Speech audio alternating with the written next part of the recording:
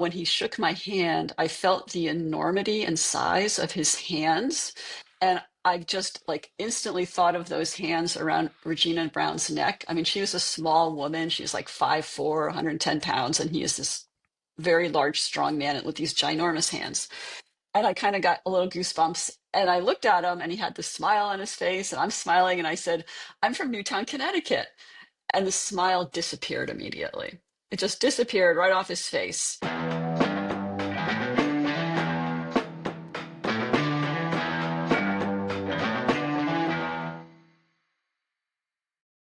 Hello, everybody. Welcome back to the 1 hour podcast, because any good story can be told in under 60 minutes. Coming to you from an extremely cold New Jersey Friday afternoon, coming off a incredible fall of weather, but winter is back with a vengeance. Very bitter, very cold today. Not as bitter or cold as it was in Columbus, Ohio a few days ago, where the $20 million roster and the odds-on favorite to win the national championship, where that team laid an egg and went down for the count and lost to a meddling 6-5 team that most people thought were going to lay down and die and get rolled over, since they were 23-point underdogs. So it's not that cold here, but it's still pretty cold. So, Buckeyes, we wish you the best in your endeavors, and good luck with your success. Today on our podcast, our guest is going to be Lisa Peterson, who is a journalist, a spokesperson, a consultant for the American Kennel Club and the Westminster Kennel Club dog show, which I'm sure you've all watched on television. We love watching it. We love watching those dogs jump up and down and how exciting that is. She's also a journalist in regard to horses and equestrian, but she's also an investigative journalist. She is, without a doubt, the leading authority in the case of Regina Brown, who went missing March 26th, 1987, in Connecticut. I met Lisa about 8 years ago when I had an opportunity to edit a book she was writing on this topic. What a page turner. I was blown away by this case. And I was just so enthralled of the highs and lows of an investigative report like this, because every time she would think she took 2 steps forward, the case would take 2 steps back. And she worked so hard to help the prosecution to file and create charges against the person of interest. It's really a lifelong passion of hers. It's her life work. It's an intriguing story. Can't wait to share it with you. Before we meet Lisa, just some comments. I know some people had wrote into the show about Eric Lydon, stand-up comedian, and some questions about some of the stories he had told. Everyone loves quoting Goodfellas. Everyone loves the clip his father is in, and everyone loved telling that story. There was one question about, he was cut from Rocky V. What was his role? And he had a scene with Stallone in a bar. He was one of those guys, one of those neighborhood guys in the bar. He had a scene with him that unfortunately got cut out. But he did mention that his father was in a vampire movie called Innocent Blood. And is it as awful as it sounds? Absolutely. It's amazingly awful. So I had no choice but to YouTube Innocent Blood, because it sounded like one of those awful movies that I can't turn away from and that I'd watch 1,000 times. And the YouTube clips did not disappoint. And this movie had everybody in it.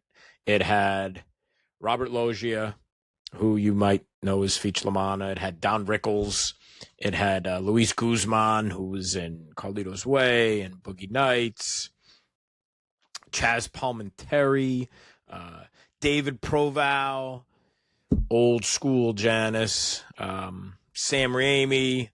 I mean, every time you turn, there was a new character on the screen. We were like, oh my God, Tom Savini, who was in Dusk Till Dawn. I mean, everybody showed up. Tony Lip.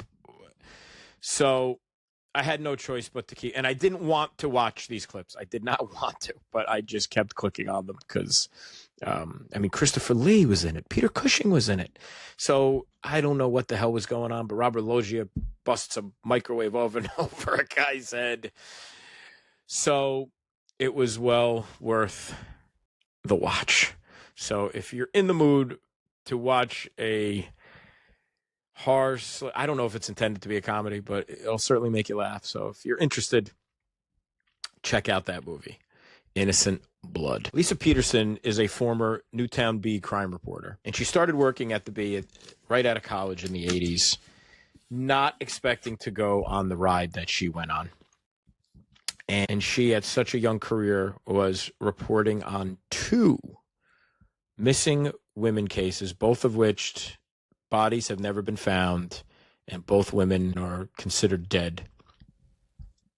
Helle Crafts and Regina Brown.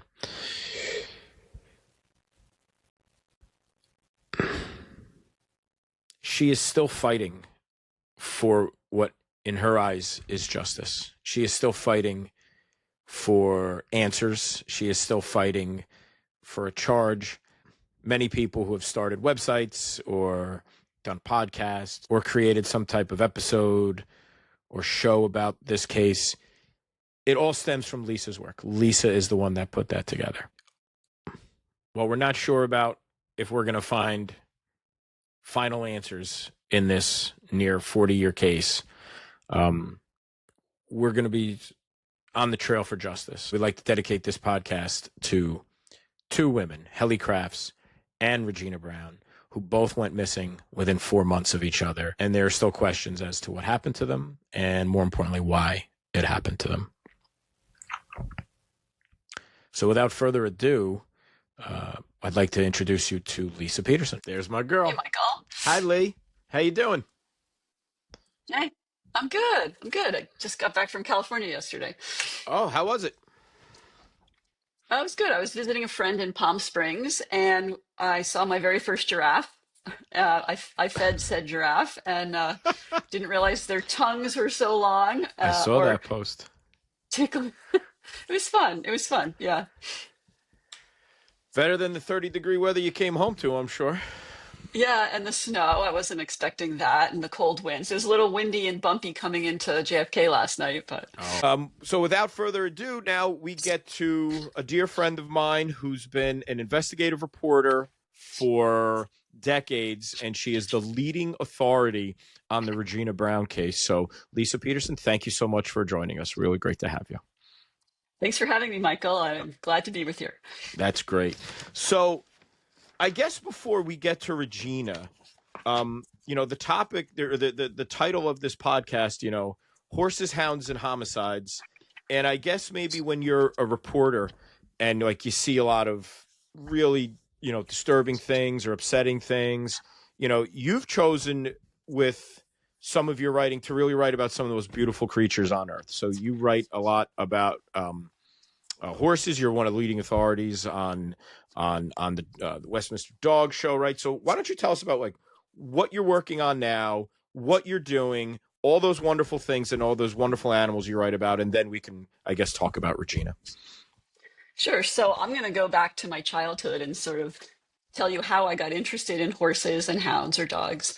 I grew up on an estate in Westchester County, and my family was there for 35 years. I was the granddaughter of the chauffeur, like in the movie Sabrina. And so, it was kind of a wonderful place. It was built with the themes of Washington Irving's works. He lived literally next door in another estate there. So I grew up in a 1735 farmhouse across the street, and Washington Irving actually visited there in the 1840s. Wow. And so as a toddler, I played on the same wide oak floorboards that Washington Irving walked upon. So I kind of feel like maybe a little bit of his DNA and essence sort of, crept into my being to become a writer. Sure. So I was born in Sleepy Hollow. There's a story around the house where during the Revolutionary War, the Hessians, which were mercenaries brought in to fight the colonists were fighting on South Broadway, and they were killed, and 5 of them were buried in an apple orchard right there where the skirmish was. That apple orchard happened to be in the backyard of where my house was, the colonial house. Wow. So as a child, I also played among the apple trees there where these Hessians were born. And as you know, in Sleepy Hollow, the legend, there is the Headless Horseman is a Hessian. So all that lovely, folklore from the Revolutionary War area sort of surrounded me. But the estate itself was built by Dr. Cole in the 1930s, and he was a surgeon who went to World War One. He was a very wealthy man, philanthropist, and he brought back with him these slides that were left behind in the estate.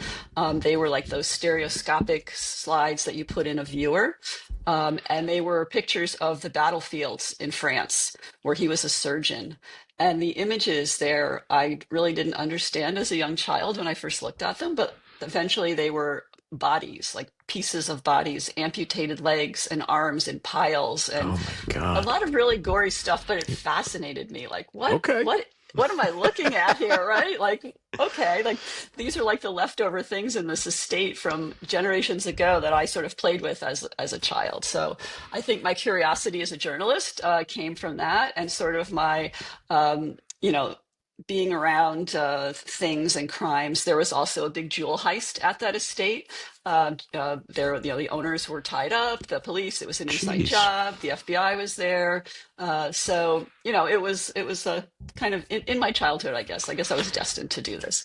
So everywhere you go, I guess, trouble ensues, apparently.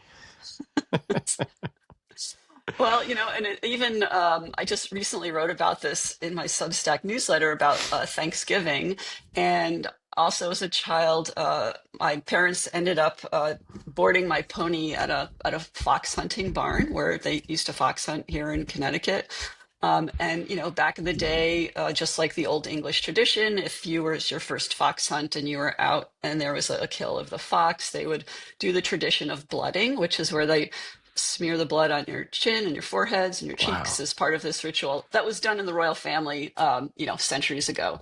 So that was like kind of another sort of gruesome thing in my childhood that I think kind of prepped me for writing about these things. My Lord. So nothing was going to get you off of these cases, I guess. I wasn't going to be squeamish, that's for I sure. guess not. Jeez.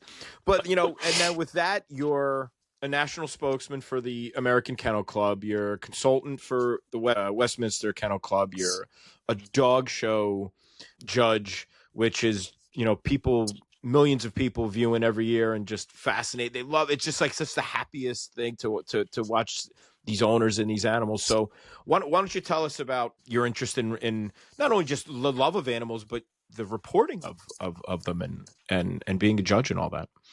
Sure. So, I've had writing throughout my whole life. And when I started in journalism, I would write articles about anything that was dog or horse related as a journalist. I also did some advice and opinion columns through the years.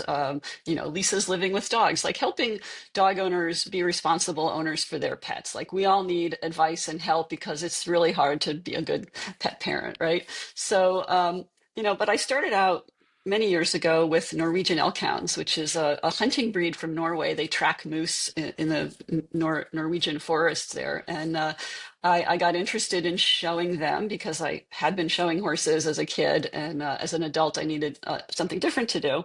And I just got really interested in how the dog shows worked, but about breeders.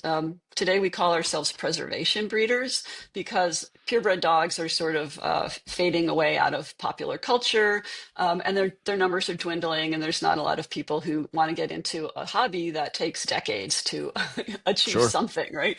So I did a lot of writing about that. Same with the horses. I did a stint as a horse trainer. I wrote for some magazines. I kind of followed sort of technology as well. I wrote for newspapers and websites and blogs, doing platform work now. So, and horses and dogs have always fascinated me, and I love them very much. So, at AKC, I was a dog breeder, and I was hired as their club communications director and became their national spokesperson. And I got to do a lot of media and television. Like, one of my favorite stories is I was on the O'Reilly Factor once, and he was wanted to do a softer segment than his usual stuff, and so Wow. he picked dogs and dog training. So I was on with another trainer from California. And then there was this little ambush, like I could see on the monitor. He showed all these fighting pit bulls, and I thought, oh, here it comes. And he was like, "So, Lisa, what is it with these pit bulls? Like, they're mean, they're nasty, they're going to kill you." And I was like, "No, Billy, you're absolutely wrong." I says, "There's no bad dogs, there's only bad owners." And so the girl in California was also like, "Yeah, I have to agree with Lisa. It's not the dogs, it's the owners." And I probably got more emails thanking people for, like, That's great. defending pit bulls, because really there's nothing evil or wrong about them, and they shouldn't be banned. So, these are kind of the things that I worked on when I was at AKC. Also, going back to true crime, I did a lot of work on pet theft, which is a problem. People steal other people's dogs in a variety of ways and for reasons, especially when the economy is bad. So, yeah, it seems like crime always sort of sneaks into what I'm writing about and working on. So you started at the Newtown Bee in 1986. Is that fair to say? 1985. Yep. 1985. And I mean, you're, as we say in the industry, you're green, right? A You're cub reporter. Yep. short, and it's like, Yep. okay, the board of education meeting, Yep. and fire department's raising $300 for this, and all those stories that you did them, I did them, and being part of the weekly journalism. It's just stuff you have to report, and it's rare you get an opportunity when a big story happens. I know weekly journalists who probably never wrote a big story for a 30-year career. They were a servant to the community, and they wrote the local community news. I guess people don't understand. Like most, I started at a weekly, and then you go to a daily, but weekly newspapers, you really don't have the resources, you don't have the time, you don't have the manpower to cover a big story. But then in 1986, you get kind of tasked very early in your career to reporting on one of the most infamous crimes in American history. So why don't you tell everyone a little bit briefly, because this is not the story we're going to really be focusing on the rest of the podcast, but there is a connection, and that is the murder of Helle Crafts. So can you tell everyone who she was and what the incident was? Sure. So in 1986, on November 18th, 19th, there was a big storm in Newtown, Connecticut. And Helle Crafts was a flight attendant who was married to a commercial airline pilot. Richard Crafts was her husband. They had 3 young children, but they were also getting divorced. So there was a lot of contention in their relationship at the time. And the night of the storm, she came home. Richard was home, and one of her coworkers dropped her off at the house during the storm, and that was the last she was ever seen. So, she was a 39-year-old woman from Denmark, very attractive, blonde hair, very tall, very pretty. She did a lot of side work to raise money to take care of the children as well. Sold cosmetics, things like that. Very much, involved with her family. So she disappeared that night during the storm. And then I guess it wasn't until December 1st, she was reported missing. And she was reported missing by the live-in babysitter. There was also a private investigator involved who had been hired to track Richard's infidelity. So this sort of started off as a missing person case, and then quickly turned into a murder investigation. And Richard was arrested on January 13th in 1987 for her murder. You talk about weekly journalists, and they don't have a lot of resources, but I was fresh out of college, about a year. And so I remember the first time the story broke, there was talk of that Richard had disposed of her body by freezing it, dismembering it with a chainsaw, and then putting it through a commercial wood chipper into Lake Zor to conceal the crime. but no one would confirm that a wood chipper was used. And so I tried to find back then two sources to confirm something. Sure. I couldn't do it, so I didn't put it in my story. And I remember the publisher was mad at me because he's like, it says bizarre murder, but I don't say what's bizarre about it. So, but Ah, you're right. So, but yeah, that's the story of Helle Crafts. Then, of course, it turned into a huge media circus in town. People from all over the world came to Newtown, Connecticut, to report on this story. It took a year to get to trial. There was a change of venue to New London, Connecticut, because of pretrial publicity. And then it was also the first murder case in Connecticut that was televised for the whole trial. wow. Back in 1988. It took a year or so to get to trial. Sure. So, and then that was a mistrial. And then there was a second trial, and he was convicted of her murder and sentenced to 50 years without parole. And now, I mean, that's universally referred to as the Woodchipper murder now, right? Mm-hmm. I mean, Yep. is it confirmed that that's how he disposed of the body? Is did he actually do that, or is that more of legend folklore, or we don't know? So Richard Crafts has never admitted to the crime. He has always said she did not know or what happened to her. He's never admitted to that. He was released after 33 years, so he was out of prison in 2020. So Wow. he served his time, and he's a free man now. But as far as confirming her, there was no body in this case. So there was no crime scene, no murder weapon, no body. What they did have were some fragments, body fragments, a piece of a fingernail, the tip of a finger, a big toe, a partial tooth, and some bone and some tissue. About the total was about a little less than an ounce. And DNA wasn't allowed in courts back then in the 80s. Wow. So, this was pre-DNA in courts. So they did test it. They found some had um, not a Y chromosome. So they could tell it was female. They could tell some was human, but not all of it. And it was never identified as Helle Crafts' body parts per se. So And that was um, taken out of a wood chipper? Is that where those parts came? That was taken out of a wood chipper? those were found along River Road in Southbury, across the river, in piles of leaves and other things. There was also some mail, like mail addressed to Helle Crafts in there as well. There was a tooth, partial tooth, that was found. A lot of these pieces of evidence seem to like pop up miraculously at the time then when they were needed. Oh, um, Especially the chainsaw that was dumped in the river under the bridge with its serial number rubbed off. There's a lot of talk at the time that some of it might have been planted as well. sure. So that was a chipper case that went on for a couple of years. But I mean, we still don't have an actual confirmation that that's how her body was disposed of. Or do we like? Well, it depends how you want to look at the evidence. That's what the prosecutors had put forth as their story. Okay. They originally had said during the probable cause hearing that Richard Crafts had the wood chipper on the night of Storm Carl on the 19th. And then, I wrote a story that he actually didn't have the wood chipper on that night. So it kind of messed up the timeline by 2 days. Oh, So there was a lot of that in it. I'm sure the Yeah, prosecution was very happy with you for. they were not. Yeah, They would not speak to me later. So, for yeah. telling the truth. For telling the truth, yeah. It Yeah. was based on credit card receipts that he didn't have it. He had reserved it for the 19th and 20th, but he didn't pick it up until later on the 20th, the day after the storm. Wow, you're too good of a reporter. So is that where I assume that's the inspiration of the incident in the movie Fargo, where at the end is Yes. that kind of. Yes, yeah. People think when they hear of the wood chipper murder, they think that that Richard Crafts got it from Fargo, but Fargo was like in 1996, I think, and this Right. was 10 years earlier.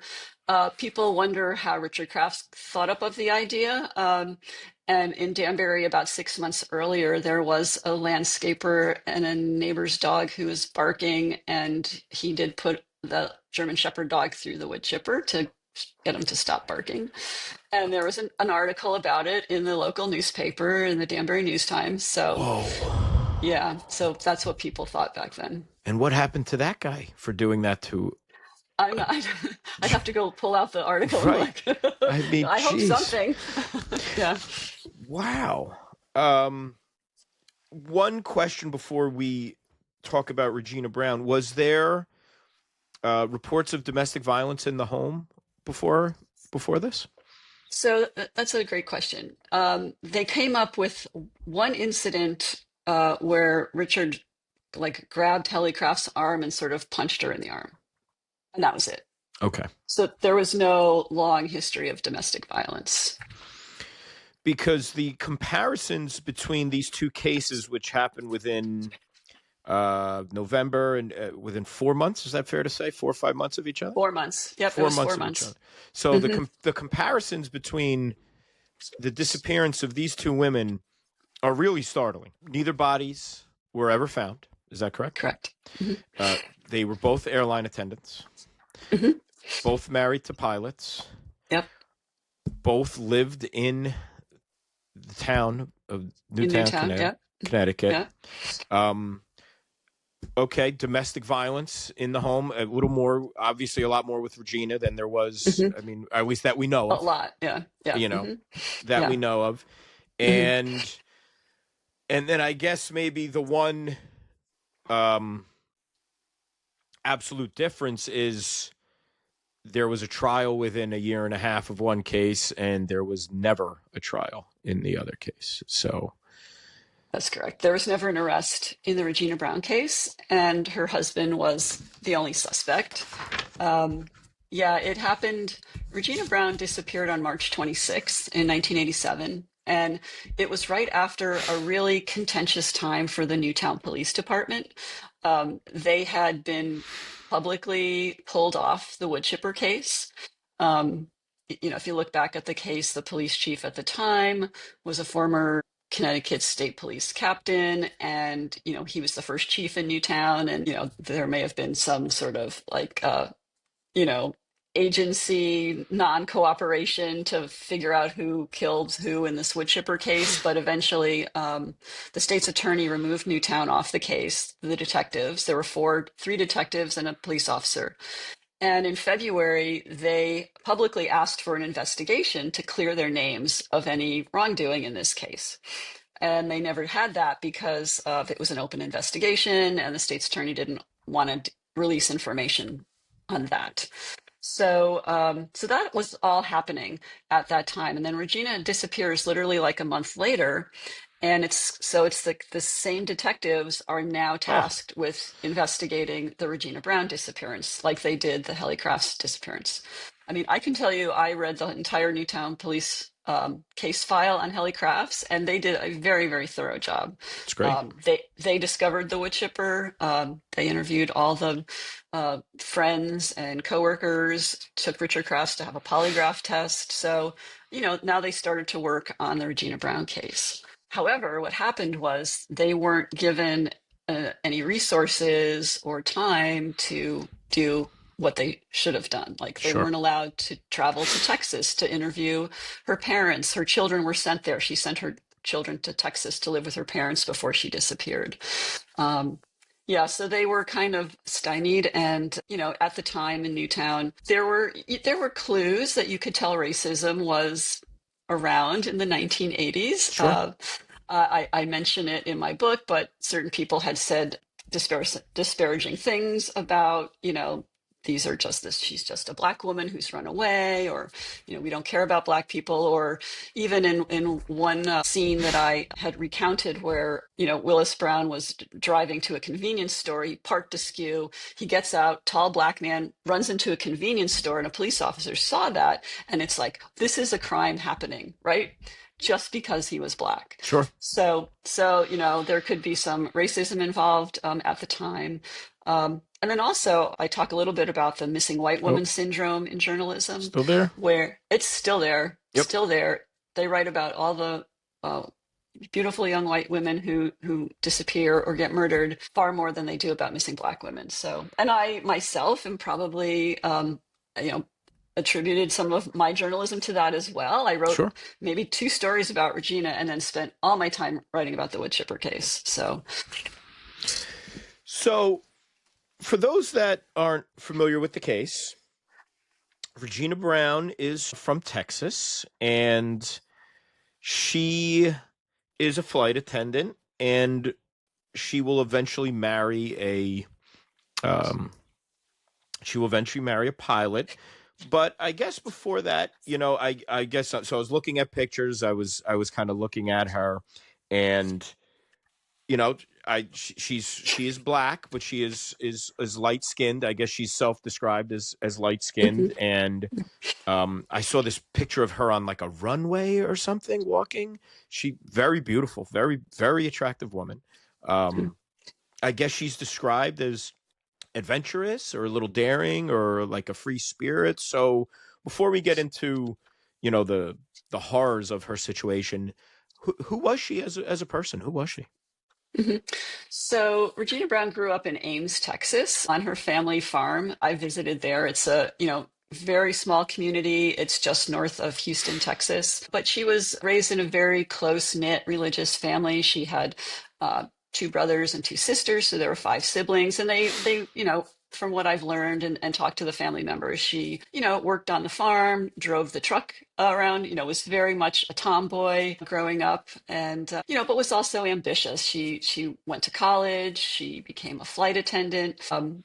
I know during her time in school, she entered sort of a fashion contest, which is, I think, the photograph you're Uh talking huh. about with her on the runway, where she designed an outfit and she won the fashion contest. So, she was very ambitious and very entrepreneurial, was independent. She Sure. definitely could take care of herself. And then she came to Connecticut. She started working, I think she was in New York at the time, but she was a flight attendant working for American Airlines, and she met Willis when they were scheduled on the same flight together.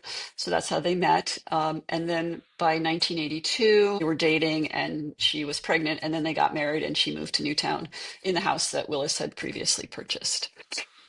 So I mean, before this, she seems like, everyone really enjoyed her. Everyone really enjoyed being around her. She's popular. Certainly not a person that I guess was in any type of trouble or any type of issues before. It seemed like, she, was kind of living the American dream, I guess, as they say, and was going to make her way. And then now she falls in love with this man who's about 20 years her elder. He's in the middle of divorce. Willis Brown um, already had four children. What do you think kind of put this free spirited, attractive young woman into this love affair with a man who already had a family and was in the middle of a divorce? And it just seems maybe a little out of character for who she was. What's your theories on kind of how they meshed? Because Yeah. it seems as to So, who he became. What was he a different person, I guess, before? well, he's very handsome, and very much. I've heard other friends say, oh, he's a catch. Like, if you're going to use a phrase, like, he would Sure. be a good catch. But I think if you look back more on culturally and society back in the early 1980s, um, feminism was still sort of growing up from the late 60s through the 70s. And it was right around that time where women were not expected to just stay at home and have children and raise a family, but they were also given opportunities to have a career and have it at the same time. So, like you mentioned, the American dream, but for women, the American dream was have a husband, have children, but also have that career all at the same time. And I it's kind of funny, but there's a lot of sort of murders I've seen in that time frame of husbands and wives because like maybe the husbands weren't happy with all of that stuff going on, Right. but I think that that's the time frame that Regina Brown found herself in, and Helle Crafts too. They wanted to have it all, and they did have it all, and and Regina loved having her family and raising her children. But it was difficult, and the marriage did sort of break down pretty quickly. Yeah, I see. Like for the audience that doesn't know, so I met Lisa probably 8 to 10 years ago, and I was really flattered to be able to work on or see your work and say, hey, can you edit as a reporter? Can you edit this work? And I'm reading this story, and I'm like, oh my god! And it's your life through um, it's your life through this investigation. And I remember reading that as I'm reading your story, at some point you come face to face with this man who is suspected of murdering his wife, and I'm like, wow, this is such an incredible story. So it was just so amazing to read your work on this topic.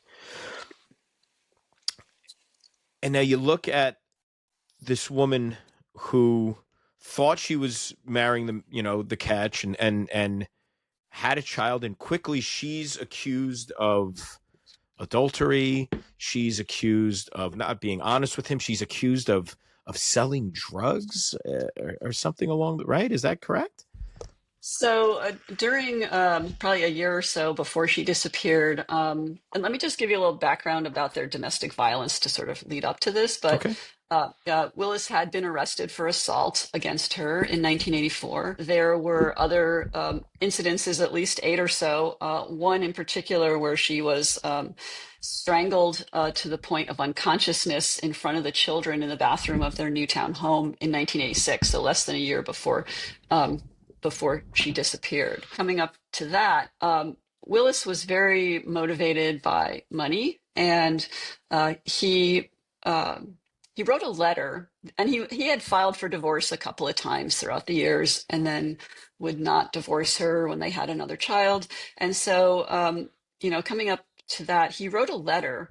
I call it the letter. It's a 17-page letter that he wrote to American Airlines. He sent it to their family, Regina's family, I believe. And it described what he felt were all the things that Regina was, bad and doing, and why he was great and she wasn't, and how she baited him. And he accused her of doing drugs and also of luring men. Every time they had a child, he would accuse her of adultery, of having the child with another man. Right. And then insist that the children have paternity tests, blood tests done on them. He had a total of 6 paternity tests done on his 3 children at different points throughout their lives during different divorce hearings. All came back 99% positive that he was the father of those.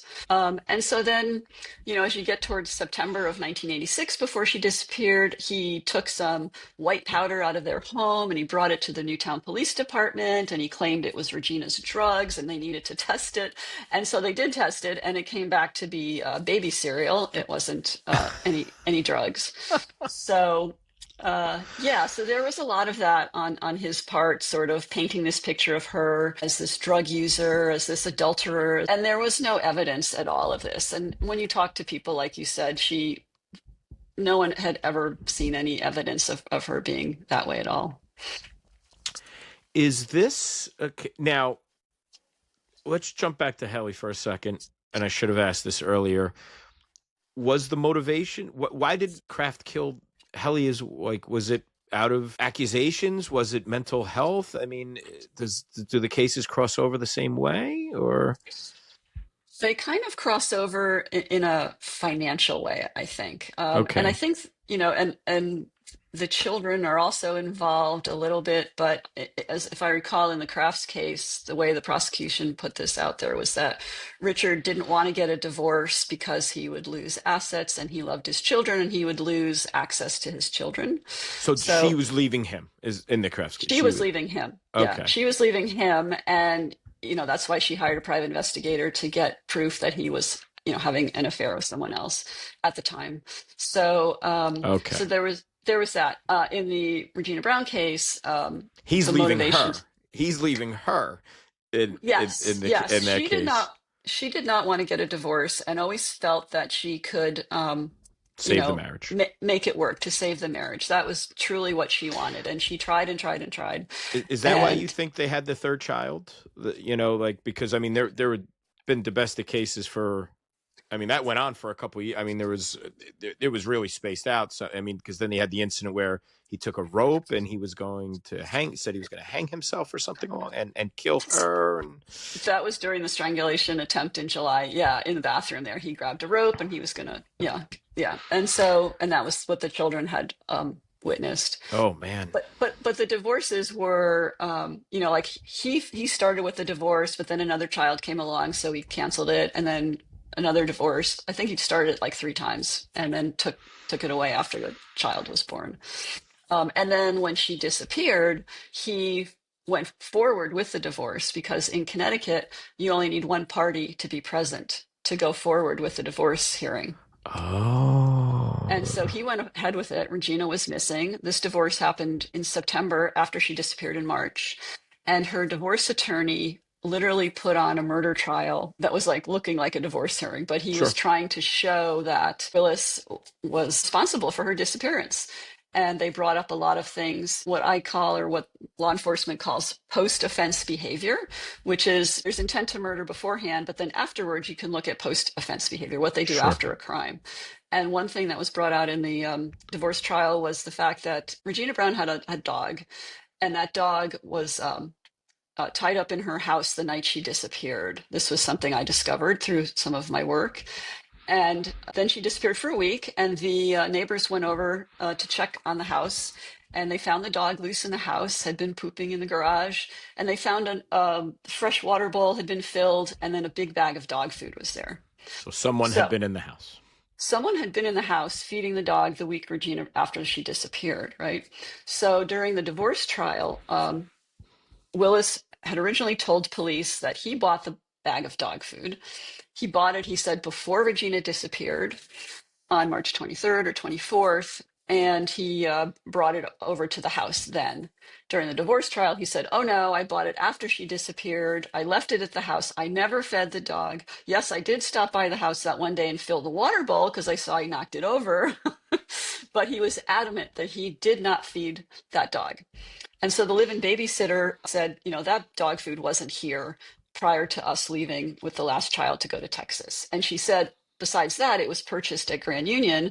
And she said Regina would never shop at Grand Union because she received a racial slur from someone at the store. Oh, wow. And she would never shop there again. So, yeah, he definitely bought the dog food. He lied about when he dropped it off. And then someone's in there feeding the dog the week after she disappeared. And he admits he's in the house. He's the only Right. one there. And now, correct me if I'm wrong, but he's not living in the house at this time, right? He's living, or he's Right. in Queens, and because he has started a business in Block Island. Well, So he he's he not is around as much. Or he he's would be. not around. He's not around because in September there was a restraining order issued against him, and he Okay. had to stay away from the house, from Regina, and from the children. But what happened during Storm Carl on November 19th is there was a massive power outage throughout Newtown. And Regina, she'd only had the restraining order for maybe, a month or so when the storm came. And she called Willis up and asked him to come to the house because she couldn't get the heat or the hot water working because of the power outage, and it was cold and the kids were there. So she invites him back to the house. And then afterwards, he would come by to pick up his mail, or the day she disappeared, he stopped by the house to say he was looking for his taxes in the basement. So he was back visiting the house. He would drop off an alimony check, a late alimony check, like he would do that. Okay. And he would talk to the babysitter. The live-in babysitter was only hired in January. It was someone Willis knew and Willis hired. So someone like she was kind of his eyes and ears in the house because Wasn't he there? couldn't be there because of the restraining But order. wasn't there some kind of thing where he was angry at the babysitter for the way the babysitter was showing affection to the kids, or is that, or That am was I? a different Oh, that babysitter. was a different babysitter. So he brought in his own babysitter. That was an incident which was back in July when the strangulation in the bathroom. The argument they were having was one of the babysitters, it was like a daytime babysitter, kissed one of the children on the lips, and he didn't like that. He thought it was dirty and you shouldn't do it. This was all from court testimony from the restraining order hearing. Right. And that's what he was upset about, was that incident there. Yeah. And I remember from your work, wasn't he trying to get her to sign a lien against the house? He wanted money out of the house. Is that part of this equation? Yeah. Yes. Yes. So he wanted to refinance the house in Newtown for his Block Island business, and he rented mopeds on the island. And so Willis owned the house by himself. Regina wasn't on the mortgage, but the bank put together paperwork and put both their names on it. And this happened in like late February before she disappeared in March. And he came over to the house and said, the bank says you need to sign off on this mortgage so I can get refinancing on it. And she refused to do that. Right. And she said, I want you to do certain things. There's conditions before I'll sign it. And he got very angry at that and left the house, and she didn't sign it. And all of this was brought out during the divorce hearing, what happened. So this was kind of like the big financial motivation Sure. prior to her disappearance, is that she wouldn't sign the mortgage papers. Was he responsible with money? Was there something he was in trouble with that he needed the money, or he just felt this is my house and you really don't have a say in it? So he did refinance the house a few times. From what I felt and what I saw is that he needed a lot of money to keep the business going. So he would use the houses as like ATMs to, Right. keep the business going. And he would present himself very much as a victim sometimes. He had a lawsuit out in Block Island early on with his moped business where they had too many moped operators, so they were cutting back on the licenses, and he didn't get a license. Oh. And he sued in federal court saying it's because he was Black, and he won that lawsuit and got, I think it was $46,000 wow. back in 1982. It was a while ago. Sure. So so there is a history of him having finances that he needed for Block Island. And it's also important to note that he did act like it was his money and not their money as a Sure. married couple. There's a lot of transcripts about how he withheld money from her when, he left the house because of the restraining order. He wasn't paying anything. He left her literally destitute just to live on her own salary with 3 young children at home. He did not share his wealth with her at all. Was he still a pilot at the time? Like the pilot side, was he still? So he must have been making a good salary if he was still a pilot. Yeah, he was a pilot. He was eventually promoted to captain about a year after Regina disappeared. Wow. And he also had the business on Block Island, the moped business. So he had these 2, big income sources. So yeah. the allegations really did not slow his career down at the airline whatsoever. He was promoted. Yes. Yes, there was also during the assault that he had in 1984, his arrest. Part of that arrest was he had to seek counseling, mental health counseling, and he basically went to one appointment and walked out early, like didn't even finish the appointment. Right. And then he had also talked a lot about how he couldn't seek any counseling because if you were seeking counseling or had a mental health issue, they weren't going to let you be a pilot.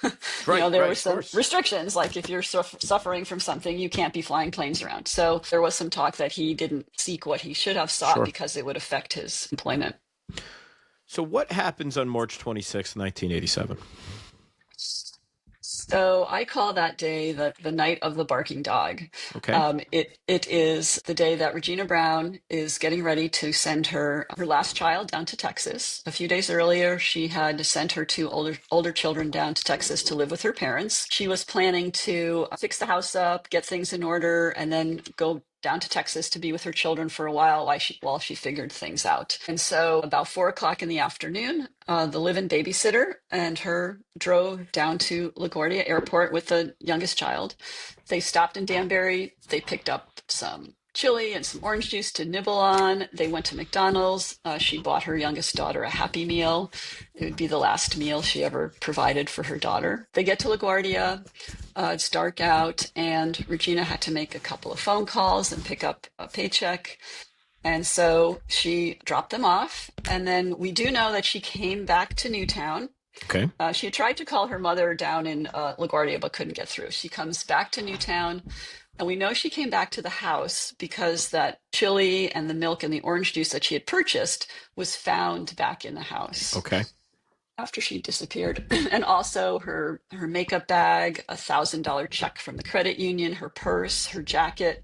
So all her things were still in the house. So police do know that she made it back to the house that night on March 26th.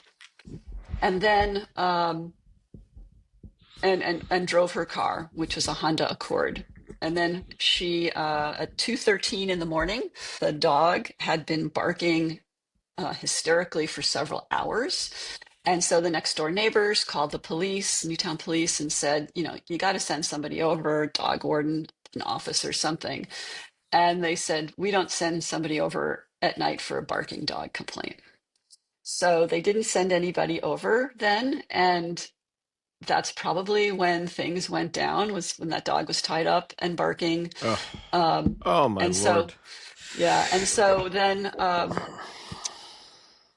the next day, they didn't see the car, Regina's car in the driveway, but her car showed up 7 days later in New York City with a couple of parking tickets on it on 104th Street on the west side. And so when the police finally asked Willis about her being missing, American Airlines had called Willis and said, your wife hasn't shown up, she's missing. The neighbor had already reported Regina missing to police. Willis the same day called police to say that.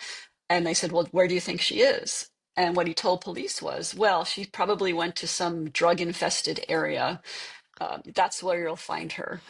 And so her car was then found in some drug infested area in Manhattan. And And then the had she car was brought ever back. Yeah. had she ever been known to go to Manhattan before? I mean, was Well, she? she went to work at LaGuardia, Oh, she went to clearly, right, but right, right, yeah, right, right, right. she was based out of LaGuardia. So But not yeah, in those types of neighborhoods. She's not. but not where this was. Yeah, that Right. neighborhood, I wouldn't think so. Yeah. And then the other interesting thing about her car is that while she was driving to LaGuardia with the babysitter, she used her key ring, which had multiple keys on it. It was Regina's key ring, lots of keys on it. When they found the key, when they found the car in New York, it only had a single key in it. It was not Regina's key ring. And we know that Willis told police that he didn't have a key to the car, but he did know that there was a single key kept Spare. in the kitchen drawer, a Right. spare at the house. And he did have a key to the house. So she went to a drug infested area without her wallet, with without her purse. Right? You said her purse was Yeah, not there. So she went to yeah, buy drugs with no money, and yeah. not her jacket. Right. A different In key. in March, right? In March Yeah, while it's right, cold. right. Yeah. Okay. So okay, so I guess that's where you become involved as a reporter. And before we even get to your investigation, when you first find out about this, are you just like hands in the air, like, I'm a weekly reporter in Connecticut, and now we're another murder, another missing woman? And I mean, I don't think people understand. Like, that's so. I won't even say on you. It's just so mathematically the odds of a crime like this on the desk of a weekly newspaper. It's unheard of. And are you just like? I'm sure after your battle with the DA's office, and were you like looking to be like, all right, I'm looking to report on dogs and the local bake show and the Halloween parade and what's the Yeah, school play, and are you yeah. just sitting there saying, Jesus Christ, you got to be kidding me? Like, are you in disbelief seeing this all over again? So yes and no. It really fell under the radar a little bit Okay, because there was so much going on with the Crafts case, and right. she literally disappeared. March 12th was the end of the probable cause hearing, and just a probable cause hearing in Connecticut is when the prosecutor puts the evidence to the judge, and then the judge decides if there's enough to go to trial or not. And so that was going on, and all the information about this case and how Richard Crafts got caught was being put out there in the public. In fact, Willis Brown clipped these articles and harassed Regina with them, saying things like, this is going to happen to you or worse, things like that. From her friends had said that. Some of Oh, the babysitters had said that. So all of this is going on right before she disappears. And she disappears on the 26th, and this happened on the 12th. So all of that is out there at the time. So I'm so focused on that. She disappears. The first story I wrote was about they found a body in Manhattan that they thought might be hers, but it turned out not to be hers because the body was found a day before she disappeared. And then the other mistake that Newtown PD made was that they had originally listed her as a white woman who was missing. So if there were any Black women who had, Sure. shown up, may not have made a match there. Could she have But I, passed for? Do you think she could have passed for a white woman, or no? uh, Like if you I've only, walked by her on walked by yeah, her on the street? I've only seen photographs of her. But I will say her hair was very much a black woman's hair. Um, but perhaps I know, yeah, perhaps. So, but I will say about what are the odds of things happening? I know that some of the detectives at the time were like, "Oh no, here we go again! How crazy is this? Right? Another flight attendant." Well, the defense attorneys for Crafts said, "Oh, well, they requested the file from PD saying, 'Hey, we have a serial killer on the loose in Newtown, Connecticut, who is targeting flight attendants. And it's not our client because he was in prison when this happened.'" Right. Right? So that popped up. And I'm sure people buy into that, right? People had to buy Yeah, that belief I mean, just your average yeah, person at home saying, "Well, of course." Like, of course. Of course that happened that way, right? So they didn't get the file. The state's attorney wasn't going to release the file. So he said, right, just because she's a flight attendant doesn't mean that, right. etc. So yeah, so those things were that. And then you know, the other big thing that happened as a reporter for me is as the divorce case came up in September, I had a conversation with my editor at the local paper. And to your point, I did a lot of other things at the Bee. I did all the real estate news. Of I did the course. obits. I covered the borough government. I covered lots of things and the crime beat, of course. But we had this conversation because um, the paper had never covered a divorce hearing before, right? Right. And they felt it was like, or my editor felt it was like a private family matter. Sure, and sure. and like, we're not going to go and get all tabloidy and do that sort of thing. So um a decision was made, I wasn't going to go cover that. Even though um she was missing? yeah, yeah. Oh my Lord. I So think for that trumps I mean, and I get it. And it's community, community newspapering is its own business, and you really have to rely on the trust of the community and don't yeah, pry into certain things, domestic yeah, violence. yeah. But now this isn't a divorce. This is a missing Well, person. it was a divorce, and it was on Mondays in family court, just like all divorces are. I will say the Danbury News Times did go and cover it, which I thought was the right decision to Right. make. But at the time, I didn't go to cover that. So yeah, the divorce lasted for several weeks, and then the judge was the same judge that was doing the Crafts trial and doing the Regina Brown trial. So, he was doing both. And at the same time, he was hearing pretrial motions on pretrial publicity to get a change of venue, doing the Regina Brown divorce trial. Then he had to select a jury for the Crafts trial. And then he decided, and there was a gag order on him for that case. He couldn't talk. Nobody could talk to anybody. And he eventually decided the case should go to New London for that. But then Regina's case, he wrote a 42-page decision, which for a divorce case is really long. Of course. But if you read it, he says things in there like, Regina lived in figurative bondage, and she lived a living nightmare. He really put out there showing all the things that had happened to her, all the financials that were involved that Right. she didn't get taken care of, things like that. So if you read that, it paints a good picture. And many people at the time were wondering why an arrest warrant wasn't issued for him at the Sure. time. Yeah. So you do limited stories on that case at the time. You don't really begin the investigation until years later. Is that correct? Right. So what happened was I left the Bee as a staff reporter, and then for the year of 1988, I freelanced the first trial. And then after that, I started working as a private investigator after the first trial. And then in the second trial, I was a witness because I'd written a story about an anonymous tip, and they didn't like that, and that whole thing. So yeah, I stopped being a full-time one before the Woodchipper trial. And it was good because I couldn't have done all the job so I did back at home, Sure. and live in New London for 4 months and cover the trial. But as far as like where did I pick up years later, it was through a chance meeting with one of the detectives that we ended up having lunch, and we were talking about it. And the detective is like, "I'm getting near retirement, and I'm really worried that the story of Regina Brown is going to be forgotten." So this is in 2004 now that we have Right. this conversation, right? 20 years ago.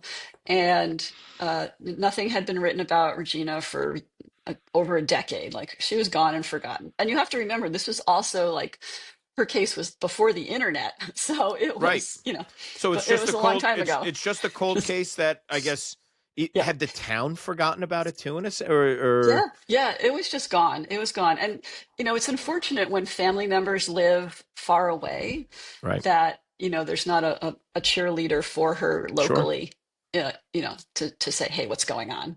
So yeah, we had that conversation, and I said to him, I says, well, you know what? I was having a little bit of journalistic regret at the time, and I thought, you know what? I didn't really write about her a lot either.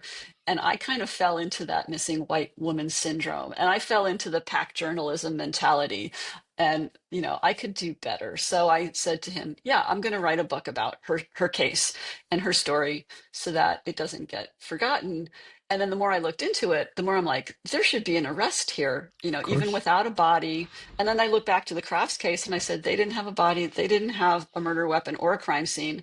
They came up with some stories around what they thought happened.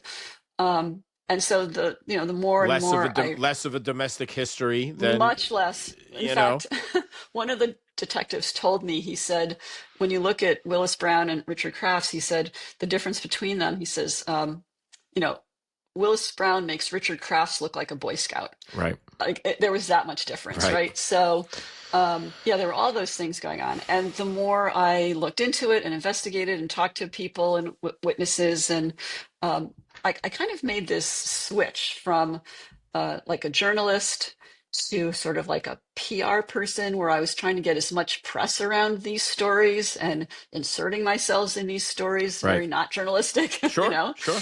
And then eventually I just flat out said, all right, I'm like a social justice advocate, and I'm just going to keep pushing prosecutors to try and get an arrest in this case. And in 2008, they did reopen her case based on some information I found on Block Island. Willis was spreading rumors that she was alive and well and living here, there, or everywhere.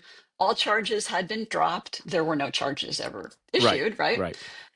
That was like in 2006. And then 2 years later, I get this phone call from a reporter who did the last TV broadcast reporting on Regina Brown.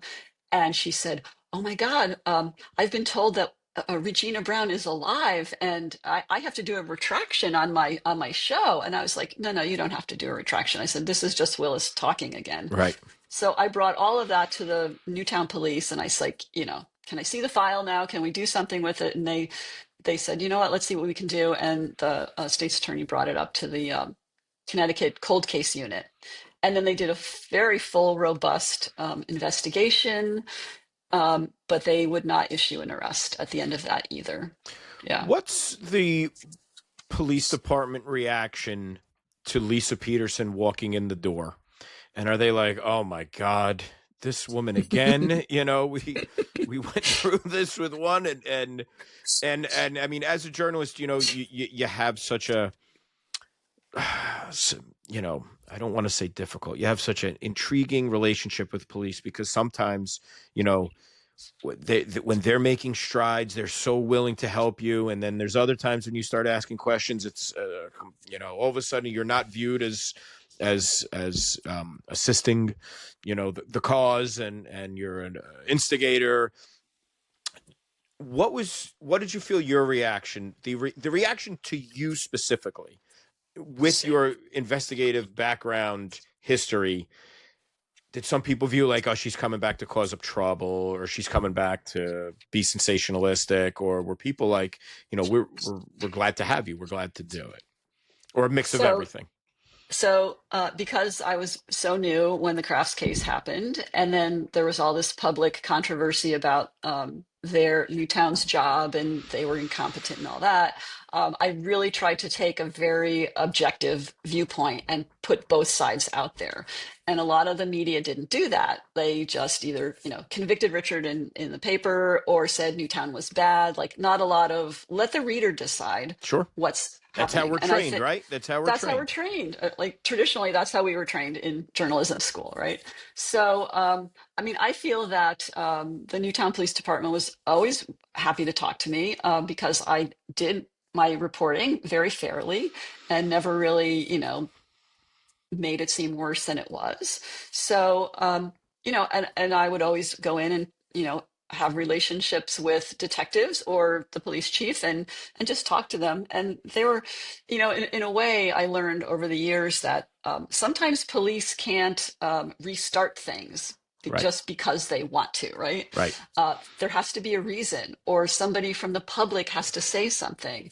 And so I learned that, oh, I'm going to have to go find some evidence, or I'm just going to be the one that picks up the phone and say, hey, let's try this again. And then it starts again. Sure. So, as a journalist or even as a member of the public, sometimes you have to be the person to push things forward. So, how do you get to Block Island? How do you come face to face with Willis Brown? So after that detective retired, we decided to go on a fact-finding mission to Block Island. He was going to show me where they did a search for her body. They found, it's a whole nother story, but they had found a map in his Willis's stepmother's belongings, and then there Right. I was remember the all map. Right. the map. That's like, we could do a whole nother episode on the Sure. map. Sure. So, and that suicide homicide. So anyway, the we go to Block Island. We arrive on the ferry, and the first person we run into is Willis Brown, Wow. because the moped man, his business is literally right there at the ferry landing. Right. So, the detective wants to go right over to him, and, I'm like, calm Be a down. detective. So Right. Right. Be the. that's right, right? Yeah. Yeah. I So, know. so I'm like, calm down. I was like, I'm going to go talk to him. And I stood in line, and I pretended to be a moped customer. I Sure. walked up. And so I get up to see him, and I reach out with my hand to shake his hand. And I said, hi. I said, I'm Lisa Peterson. And in that moment, when he shook my hand, I felt the enormity and size of his hands. And I just like instantly thought of those hands around Regina Brown's neck. I mean, she was a small woman. She's like 5'4", 110 pounds. And he is this very large, strong man with these ginormous hands. And I kind of got a little goosebumps. And I looked at him, and he had this smile on his face. And I'm smiling. And I said, I'm from Newtown, Connecticut. And the smile disappeared immediately. It just disappeared right off his face. And then I said, I'd like to talk to you. I was like, I'm writing an article about the 20th anniversary. And I only got that far in my sentence. I didn't. And he was like, I'm all done with that. And I says, you don't even know what I was going to say. Although he knew what I was going to say. It Sure. was the 20th anniversary of the disappearance of his wife. Right. And he's like, no, not talking, done with that. And, I got him to chit chat a little bit about like the coverage, the media coverage at the time. And he was like, nobody would listen to me. And I was like, well, I'm here to listen to you right now. Yeah. And he's like, no, he's like, not doing it. And I says, well, what about the kids? And he's like, they were brutalized, he said. And then he said, looks at me and he's like, you know what I really got to do? And I was like, what? And he's like, I got to take a leak. And then he turns around and he runs out of the shed to this other shed on the back of the property and slams the door behind him. And my interview is over. I mean, it goes a little beyond. You gotta go. I guess, huh? Yeah, but So clearly he was you, upset. Yeah. as a Yeah. petite woman, panicked the hell out of this man. So yeah, just the How mention big is? What's of his size? What's his big? How big is he? he's at least 6 feet or tall or bigger. Yeah, Yeah. yeah. He's definitely a large frame man. But the words Newtown came out of my mouth, and Stunned then him. 20th anniversary was like he knew where this was going immediately.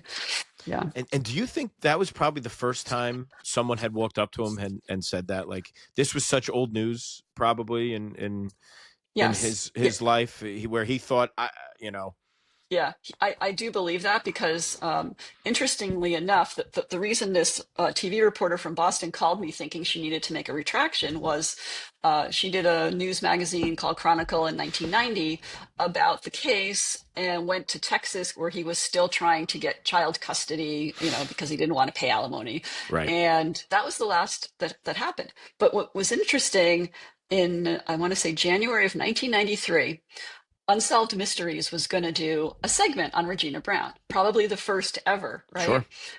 Um, it got produced to the fact where there was a script that got sent to the Newtown PD, and I'm sure they reached out to Willis Brown for comment or something, right?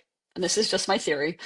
Um, and then all of a sudden, the producers call Newtown and say, we're not doing the segment. Out of the blue, no reason. A month later, Willis Brown sues the Boston TV station for defamation. Right. 3 years after the broadcast. And I think he did that because he didn't want other TV stations or other journalists to start doing stories again, Sure. and that they would be fearful because he would just, file defamation suit on that. And so that case went on for a couple of years. But there was, they were all deposed. There were depositions done. And when I met the Boston TV reporter, um, she had copies of those depositions, and she said, "Do you want them?" And I was like, "Are you kidding me?" It's Right. like, "Yeah." And they are very, very helpful. They are from 1994, and his versions of certain things changed, but some were very much the same, especially about feeding the dog and some other things. So yeah, that was, he's a litigious Sure. person. So yeah. So you fight for the next 20. I mean, you're still fighting. You were still 20, fighting. well, Still fighting well, for oh, yeah, and it right. kind of. For right. For 20 years for a charge, for justice, for the acknowledgement of what happened to this woman, which so many people I guess completely ignored. And there were so many times throughout your project, and I know that was one of the reasons why, you have so many agents involved. I remember you had a television show they were going to work with you, but it was still in the process of like we needed that scene of what was going to happen. Either he did it or he didn't, and every time the district attorney was going to put charges through it for whatever reason it would never happen, and we're not going to spoil why you think that happened because that's your work. I mean, at this point the chain of events are somewhat clear, but it's really your expertise of why the events kind of unfolded as they did. But to unfortunately inform our readers, this man was never charged with a crime. No one, and no, that goes for anyone, right? No one has ever been Correct. No charged one with, has been charged with the disappearance or the murder of Regina Brown. Correct. and her body has never been found. Never been found. Was there any? Okay, was there any other? Was there ever any other person of interest in this case? No. And I've been asked that by prosecutors. Like, you think was possibly anybody else? And I can't think of anyone else. I mean, to me, the history of domestic violence speaks for itself. Sure.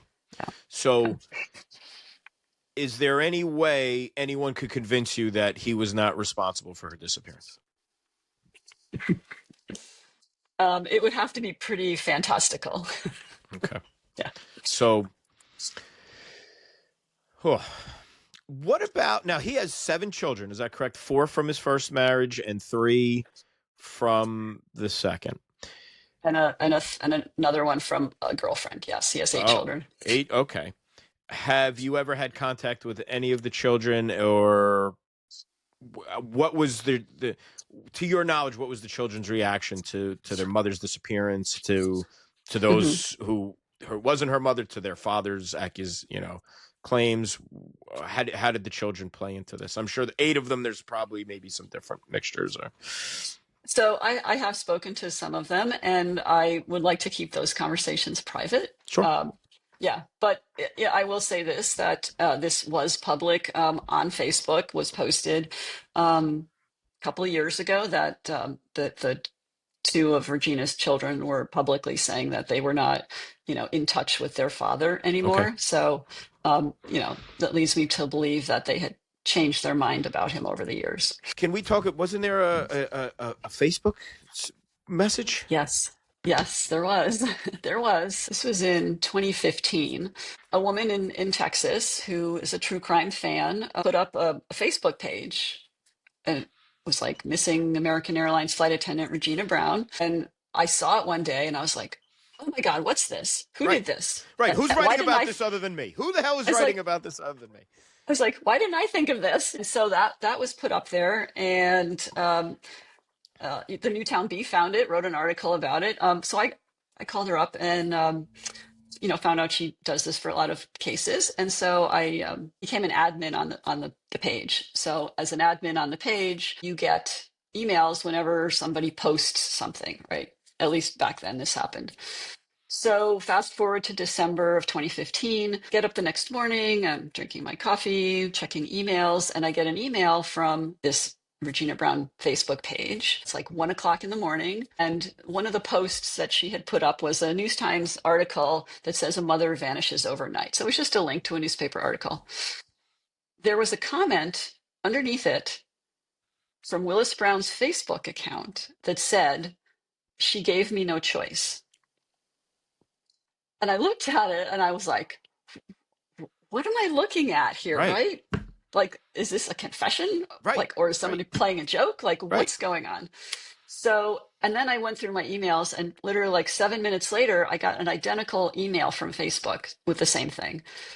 And I didn't know what that meant. So I learned that when a post is made, you get an email. When a post is deleted, you also get an email. So someone had posted that and then 7 minutes later deleted it. But I had these emails from Facebook. So I thought to myself, like, this is one of those perfect opportunities that you give to the prosecutors and the local police or the cold case unit or all three, that you go talk to Willis Brown right now in Texas Right. or wherever he Right. is, because he just posted that he killed his wife. Like, that's what it looked like to me. And so I did. I sent all of it to all those people in an email, and I never got a response back. And it wasn't the first time that I didn't get a response back from them. I'm I sure. sent I sent numerous emails and did not get responses back, and it frustrated me because at least you could say like, "Thanks, we'll handle it" or Right. something, right? Right. And then it also made me look into the structure of state's attorneys here in Connecticut. And Connecticut is only one of 3 states that does not elect their state's attorneys. Hmm.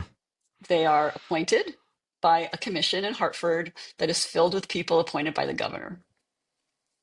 And until recently, no state's attorney has ever been removed from his job because they're appointed. They get reappointed. It's almost like an automatic thing. Right. I mean, we're only on our 3rd state's attorney here in Danbury since the 1970s. Wow. So, yeah. So I was frustrated. Like, I couldn't vote the guy out of office. Right. Right. We can't put the placard on front of our lawn and be like, because Yeah. Yeah. So we're now deciding where we're going to go with the project. We're looking for a new agent now. We're because we've kind of, the project has now become instead of investigating, it's kind of the theories on why somewhat of a cover up or a lack of charges were ever charged, and those are your theories after 20 plus years of investigation. So that's what makes this piece so unique and so interesting. And there's another aspect to this too. It's not just your theories on that. It's the daily life of living an investigative. It's so draining. It's you get so hopeful. I know we've talked over the years. You've been so hopeful so many times, and it doesn't, and it didn't happen. And you're such an advocate. And you're still fighting for this woman who you never met. You've never met in person, and you're fighting for this woman. But a thing that I always find interesting, the way journalists are then are looked at, and it's because of movies, but the way the public looks at them is, if there was a movie about this, and there's a young actress playing you who are doing this, your report, they'd say, you'd be pretty much this young reporter who's carrying around her notebook the entire time, and you have absolutely no other stories to write. It's just you get to run around chasing this story, and they forget, especially when you're a weekly reporter, you have so many duties to do. You're writing real estate. You're writing. I remember when I was a weekly, I'm helping with obits. I'm I editing. did obits. Yeah, Yeah, right. I mean, I that's, did the obits. Yeah. and that gets lost in this when they show the reporter. They think this is you tell the chief, hey, how's that story coming? Yeah, it's coming. Like, that's not reality. You're still cranking volume of stories on, some of them just so mundane, but you're still doing 6, 7, 8, 9, 10 stories, plus you're working Well, the it's true. investigation. In fact, one of the things I used to do was I had to go to the town hall and write down all the property transfers with a pen and paper in my Sure. notebook, like so and so bought a house for such and such an amount and to so and so. And the property transfers are like this long every week. And it took me hours to do that, Oh right? yeah. So It's they like, think we get to work on one case, and that's yeah. all we do. And then like, you see a great movie and the great work of like Spotlight, at the Boston Yeah. Globe. I mean, that Yep. is such a unique case where you get all Yeah. these resources, and this is all you're working on. That's not a case when you're working on a story like this. You're doing 100 other things and then trying to manage this Right. I mean, case. So it's also sad for me today because of how the field of journalism and newspapers have, shrunk so much over the years, yes, and I'm going back because of advertising and the internet and the digital world and social media and where people get their news from, that newsrooms like used to have dedicated education reporters and sure. agriculture reporters, and now they're all like, even in this area in Connecticut, it's like everything is owned by Hearst, and Yep. there's a handful of reporters to cover what used to be covered by like 5 or 6 daily newspapers with multiple reporters. Yeah, So it's a lot of the news now gets sort of, lost in the cracks. yes, it's a scary sight now. And back to Willis Brown before we move on.